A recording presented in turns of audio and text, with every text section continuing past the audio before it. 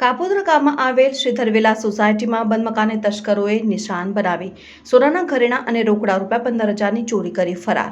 અંકલેશ્વરના કાપોદ્રા ગામમાં આવેલ શ્રીધર વિલા સોસાયટીમાં બંધ મકાને તસ્કરોએ નિશાન બનાવી સોનાના ઘરેણાં અને રોકડા ₹15,000ની ચોરી કરી ફરાર થઈ ગયો હતો. ચોરીની ઘટના સીસીટીવી કેમેરામાં કેદ થઈ છે. અંકલેશ્વરના કાપોદ્રા ગામમાં આવેલ શ્રીધર વિલા સોસાયટીમાં રહેતા પ્રતિમા યાદવ કાલે સાંજે પોતાના પતિ સાથે મકાનનો દરવાજાને તાળું મારીને બહાર ગયા હતા. તે દરમિયાન તસ્કરે તેઓના મકાનને નિશાન બનાવ્યું હતું અને તસ્કરોએ બારી વાટે મકાનમાં પ્રવેશ કરી અંદર રહેલ સોનાના ઘરેણાં અને રોકડા ₹15,000 સહિતના મુદ્દામાલની ચોરી કરી ફરાર થઈ ગયા હતા.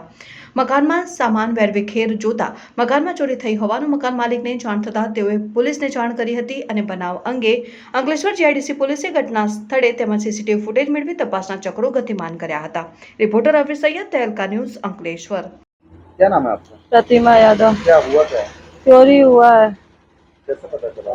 हम लोग तो सुबह 8:30 बजे निकल गए थे, 8:15 से 8:30 बजे निकल गए थे। फिर रात को 9:30 बजे आए तो घर में तो ताला एजीटी था।